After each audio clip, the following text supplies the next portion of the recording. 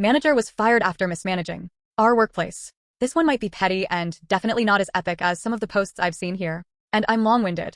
Relevant background info first. Anyway, several years ago, I was working at one of the big hardware stores in my area. It's a household name and had some upward mobility with decent pay for the area. I never really found a niche there after my first year and a half. I learned quickly though, so they kinda made me a Swiss Army employee. I could work hardware, plumbing, mix paint, make keys, prepare contracts for installs, and knew all the features and flaws of the appliance models we sold. I was happy to do this because I was building a reputation as someone who could do everything. 2 years in, a new program was implemented that I was uniquely qualified to assist with. They created a new position for me. It was marketed as an all-in-one renovation/remodel service for interiors. I was to assist the designer with product selection, product information, contracts, and local marketing for the service. Everyone involved was super excited about it. Note, I was still only making $10 an hour in 2015 for this. The problem was that because this was brand new, no one knew how it should work.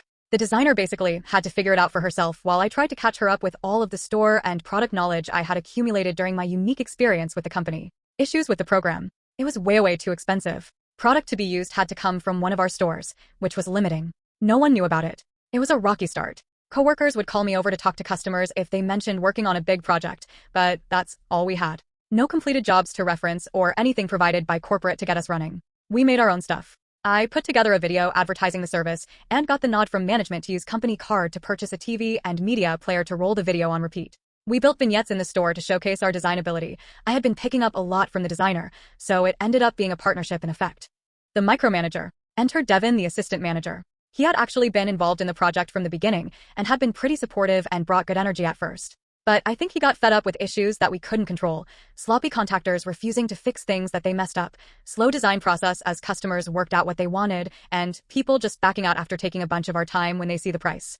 We were, on average, charging $3,000 more for a small bathroom remodel on labor alone. Consulting and design fees were also worked into the final cost. The product was discounted to basically being tax-free, but as I mentioned, options were limited to products the company sold.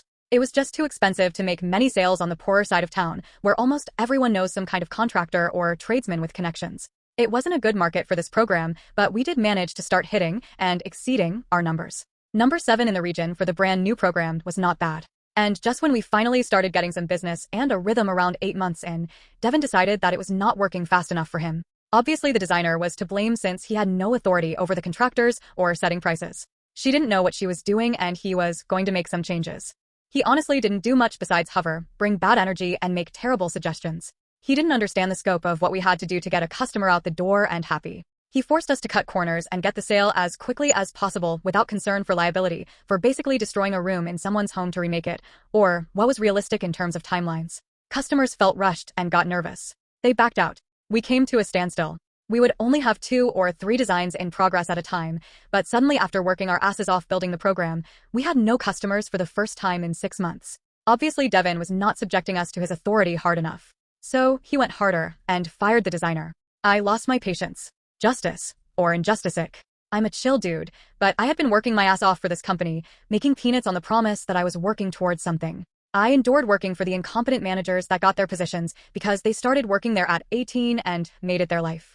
The toxic alpha male, I will lead, you will follow, BS was too much. So I started bullying him back, making fun of him in a teasing way where he couldn't really react without looking bad or losing control. I did that for a while and he left me alone to run the program in the interim since I was the only option. The designer and I had become friends though, so I was still mad about how it went down. I wasn't finished yet, but I didn't know what to do.